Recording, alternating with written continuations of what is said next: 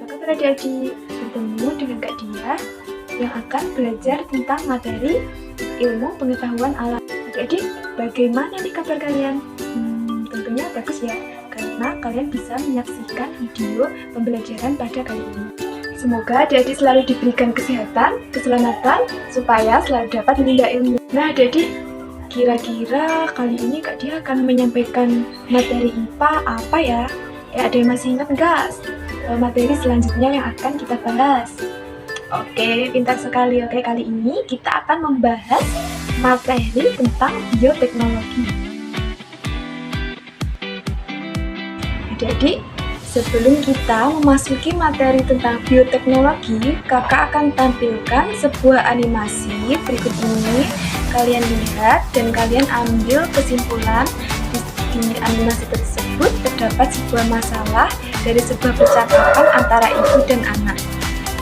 Kalian lihat dulu ya video animasi berikut ini. Cita sedang membantu ibu menyiapkan makan siang. Ada tempe goreng dan semur ayam kesukaan Cita. Ibu bilang tempe dan kecap untuk semur terbuat dari bahan yang sama, yaitu kacang kedelai. Ibu juga sudah menyiapkan buah semangka tanpa biji sebagai hidangan penutup. Cita jadi penasaran, kenapa kacang kedelai bisa berubah menjadi tempe atau kecap ya? Lalu kenapa ada semangka yang tidak punya biji? Ya, semua itu karena adanya bioteknologi. Bioteknologi adalah ilmu yang menggunakan organisme hidup atau bagiannya untuk menghasilkan barang atau jasa yang berguna bagi kita manusia. Animasi yang Kak tampilkan tadi semua kan? Oke. Animasi tadi ada dua percakapan dari ibu dan anak. Apa sih yang ibu dan anak tadi bahas mengenai apa sih? Siapa tahu? Benar sekali, tadi membahas mengenai bioteknologi. Bioteknologi mengenai pembuatan kecap dan juga pembuatan dari semangka. Mengapa sih kecap dan tempe itu dibuat dari kacang kedelai dan juga semangka mengapa tidak ada bijinya? Itu kan yang ditanya-tanyakan Cita mengenai animasi tadi. Benar sekali, tadi adalah membahas mengenai bioteknologi. Bioteknologi sendiri itu adalah ilmu yang menggunakan organisme hidup atau bagiannya untuk menghasilkan barang atau jasa yang berguna bagi kita sebagai manusia. Proses pembuatan tempe dan kecap menggunakan bioteknologi konvensional, sedangkan proses pembuatan semangka tanpa biji yaitu menggunakan bioteknologi modern. Bioteknologi konvensional sendiri memiliki manfaat. Yang pertama, teknologinya sederhana, memanfaatkan organisme secara langsung, melibatkan proses fermentasi. Sedangkan bioteknologi modern memiliki manfaat. Yang pertama, teknologinya canggih, hanya memanfaatkan bagian dari organisme saja, dan juga melibatkan proses rekayasa genetika. Dalam pewarisan sifat tersebut, kamu telah mempelajari gen yang mewariskan sifat suatu makhluk hidup, yaitu rekayasa genetika. Rekayasa genetika, gen yang merugikan akan dipotong atau dihilangkan, sedangkan gen yang menguntungkan akan ditambah. Bioteknologi dapat diterapkan di berbagai bidang. Yang pertama, di bidang pangan, bidang pertanian, bidang peternakan, bidang kesehatan, bidang lingkungan, dan juga bidang energi. Dalam bidang pangan, bioteknologi dapat menciptakan jenis makanan baru atau menambah nilai gizi pada makanan. Tempe dan kecap menggunakan ragi jamur dan jenis yang berbeda. Jamur akan mengubah protein pada kacang kedelai menjadi asam amino yang mudah dicerna oleh tubuh. Benang-benang pada jamur akan mengikat kacang kedelai satu sama lain menjadi tempe yang utuh. Berbagai jenis makanan dan mikroorganisme terangkum pada tabel berikut. Dalam bidang pertanian, bioteknologi bertujuan untuk memperoleh hasil panen yang melimpah, tahan terhadap hama, penyakit, dan juga cuaca, dan juga menambah nilai gizi. Contohnya adalah tanaman transgenik yang dibuat dengan cara rekayasa genetik. Tanaman transgenik yaitu yang pertama golden rice yang memiliki provitamin A, dan juga jagung transgenik produksinya tinggi dan tahan hama, dan tomat transgenik kulit yang tidak mudah menurut. Begitu juga buah-buahan tanpa biji seperti semangka dan juga jeruk. Selain menghasilkan sifat yang unggul pada tanaman, bioteknologi juga dapat memperbanyak bibit tanaman dengan cepat, efektif, dan berkualitas. Prosesnya disebut juga dengan kultur jaringan. Prinsip adalah setiap sel tumbuhan memiliki kemampuan untuk menjadi individu baru atau hipotesis. Dalam bidang peternakan, bioteknologi bertujuan untuk meningkatkan kualitas ternak yang unggul. Misalnya, sapi yang memiliki banyak daging dan juga susu dengan kualitas yang baik. Selain melalui rekayasa genetika, cara lainnya adalah dengan inseminasi buatan. Apa sih inseminasi buatan itu? Ialah sel sperma dengan kualitas unggul disuntikkan ke dalam rahim induk betina dan terjadi pembuahan dan kehamilan anak yang dihasilkan akan memiliki sifat unggul seperti induk jantannya. Dalam bidang kesehatan, bioteknologi juga berperan sangat besar. Contohnya dalam pembuatan antibiotik dan juga vaksin. Antibiotik digunakan untuk menghambat atau mematikan bakteri penyebab penyakit. Contohnya antibiotik penicillin yang dibuat dari jamur Penicillium. Sementara vaksin digunakan untuk memicu terbentuknya antibodi bagian tubuh. Vaksin dibuat dari virus atau bakteri yang telah dimatikan. Bioteknologi juga dimanfaatkan dalam bidang lingkungan untuk membersihkan limbah atau polutan yang mencemari lingkungan tersebut. Contohnya, bakteri Pseudomonas untuk membersihkan tumpahan minyak di lautan. Selanjutnya, dalam bidang energi, bioteknologi juga digunakan untuk menghasilkan bahan bakar kendaraan, bahan bakar kompor, pembangkit listrik, bahan baku seperti gula tebu, jagung, atau kotoran ternak diolah menjadi bahan bakar dengan bantuan bakteri. Di balik manfaat bioteknologi yang begitu banyak, bioteknologi juga mungkin memberikan dampak negatif bagi tubuh. Yang pertama, mengalami keracunan atau alergi. Dampak negatif bagi alam adalah terganggunya keseimbangan ekosistem dan juga menurunnya keanekaragaman hayati karena biaya organisme unggul. Tadi kita sudah belajar tentang bioteknologi, dan bioteknologi itu dibagi menjadi dua macam, yaitu bioteknologi konvensional dan bioteknologi modern. Kita lihat tabel di atas ya tentang perbedaan dari konvensional dan modern. Dari pemanfaatan makhluk hidup, bioteknologi konvensional itu langsung dan utuh, sedangkan bioteknologi modern tidak langsung dan umumnya bagian tertentu saja. Sedangkan prinsipnya kalau bioteknologi konvensional itu melalui fermentasi, sedangkan bioteknologi modern itu melalui rekayasa genetika dan teknologi reproduksi.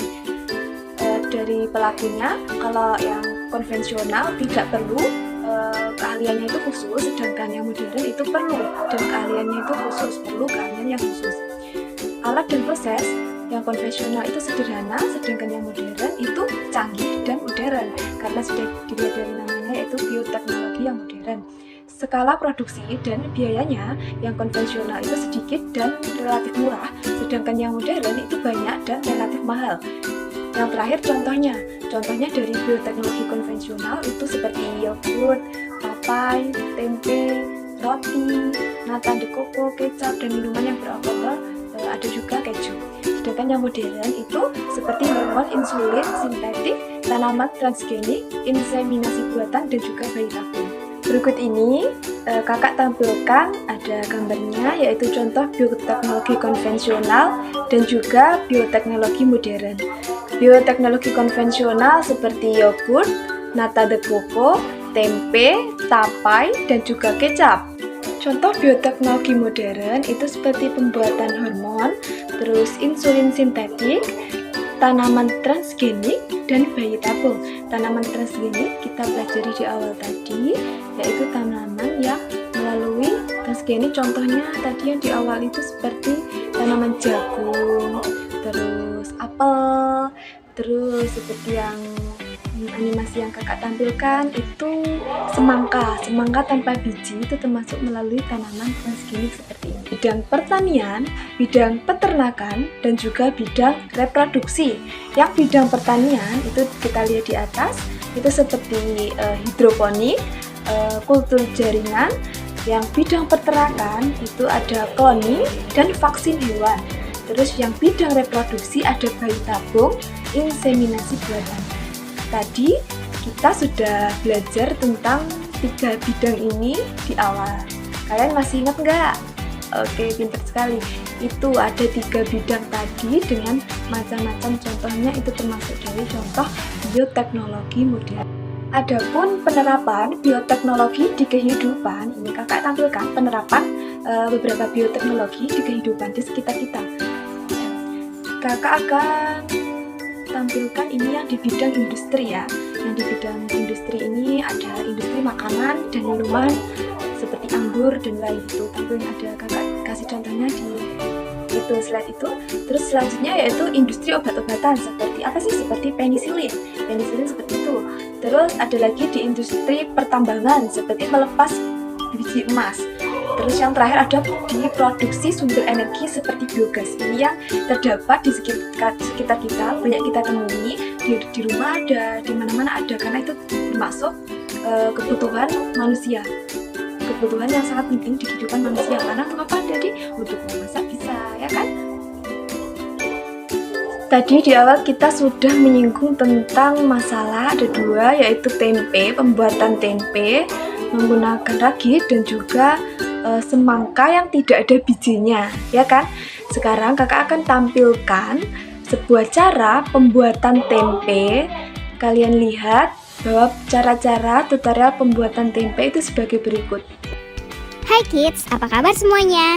Kali ini Great Kids mau ajak kamu untuk melihat proses pembuatan tempe nih. Belum ada catatan pasti kapan tempe mulai ada di Indonesia. Menurut Ong Hok Nam, seorang sejarawan, penemuan tempe masih ada hubungan erat dengan produksi tahu di Jawa. Karena keduanya dibuat dari kacang kedelai. Tahu sendiri dibawa oleh orang Tiongkok ke Jawa yang mungkin sudah ada sejak abad ke-17. Lalu, tempe merupakan sumbangan Jawa untuk dunia. Menurut Andreas Marioto, seorang wartawan spesialis sejarah lapangan, tempe merupakan makanan kerakyatan karena diciptakan oleh rakyat, bukan istana. Namun, sekarang tempe bukan hanya makanan rakyat saja, karena pamor tempe yang semakin meningkat. Tempe kini dimakan oleh siapa saja. Nah, kali ini kita akan ke Rumah Tempe Indonesia yang ada di kawasan Bogor. Yuk kita kenalan dengan Pak Suheri, Ketua Kopi Kabupaten Bogor, Koperasi Produsen Tempe Tahu Indonesia. Apa kabar Pak? Baik Mas Beno, terima kasih datang di Bogor. Iya, mau ini Pak. Ini kan Kopti, saya pengen tahu soal tempe. Katanya produksi tempe juga saya Pak. Oh iya, baru tahu ya? Oh iya dong, Ayo, ya. pengen tahu. Iya. Boleh. Iya. Siap. Pak Heri, Kopti sendiri artinya sebenarnya apa sih? Koperasi Produsen Tempe Tahu Indonesia. Itu dari tahun kapan Pak? Kalau berdirinya tanggal 2 November 80. 80 ya? Wih, udah lama ya. 38 tahun. Itu personilnya ada berapa anggotanya? Kalau anggota ada 1.397. Pabrik tempe ini menggunakan nama Rumah Tempe Indonesia dengan produksi yang sudah modern. Sekarang, yuk kita lihat proses pembuatan tempe. Pertama-tama, kita melakukan tahap sortir. Proses ini untuk memastikan kalau dalam bahan baku kedelai ini nggak ada benda-benda lain atau bahan-bahan lain selain kedelai. Proses ini menggunakan ayakan karena nantinya kedelai-kedelai yang kotor dan kecil di bagian bawah bisa dipisahkan. Karena untuk bisa membuat tempe yang bagus dibutuhkan ukuran dan warna kedelai yang sama. Setelah disortir, kedelai-kedelai ini dicuci. Pada proses ini akan ada biji-biji kedelai mati yang mengapung dan harus segera dibuang. Setelah itu, biji-biji kedelai ini harus mengikuti proses perendaman selama 2 jam. Lalu kemudian direbus. Setelah itu, kedelai direndam kembali selama 20 jam. Setelah itu, biji-biji kedelai ini dibelah menjadi 2 menggunakan mesin ini supaya lebih praktis dan menghemat waktu. Lalu, biji dicuci kembali atau di-blanching, bertujuan untuk menginaktifikasi enzim, melunakkan jaringan, dan mengurangi kontaminasi hal lain. Nah, berikutnya biji kedelai kembali disortir dan menghasilkan biji yang lebih baik. Lalu diberikan ragi secara merata. Eits, tapi harus pastikan biji kedelai dalam keadaan kering ya sebelum diberikan ragi ini. Setelah merata, tempe kembali diayak. Nah, proses akhir, biji-biji kedelai dimasukkan ke dalam kemasan dan ditutup rapat. Lalu didiamkan selama 2 hari. Maka tempe siap dijual. Nah kids, itu dia proses pembuatan tempe. Sekarang sudah semakin tahu kan? Jadi sebelum kita akhirin pembelajaran hari ini melalui video kali ini yang kakak tampilkan, kakak akan kasih tahu kalian sesuatu yang bermanfaat banget dan ini bisa kita terapkan di lingkungan sekitar kita dan banyak kita temui dan banyak kita gunakan, banyak manfaatnya untuk masyarakat. Apa sih? Siapa tahu? Ayo, siapa tahu apa sih? Oke, yaitu mengenai tentang plastik. Plastik kan banyak dibutuhkan oleh masyarakat untuk sebagai wadah, terus sebagai bahan seperti itu. Nah, ternyata plastik itu kan kalau kita ketahui plastik itu dibuat dari karbon seperti karbon, oksigen, hidrogen, klorin, belerang, dan sebagian bahan dasar dari plastik adalah dari minyak dan gas bumi. Tapi ternyata plastik itu bisa dibuat melalui singkong, tanaman singkong, dan juga rumput laut. Wah, keren bukan? Singkong dan rumput laut bisa dijadikan plastik. Ada yang penasaran gimana caranya? Oke, kakak akan tampilkan cara pembuatan plastik menggunakan singkong. Berikut ini kakak menemukan sebuah video dari berita melalui inovasi pembuatan plastik menggunakan singkong. Dan ini banyak sekali manfaatnya dan juga plastiknya itu ya sama seperti plastik yang lain, tapi ini lebih unggul lagi adik-adik. Kita lihat video berikut ini. Tebak-tebak buah manggis. Dari bahan apakah plastik yang satu ini? Jawabannya adalah kulit singkong. Tenang, Anda tak salah dengar.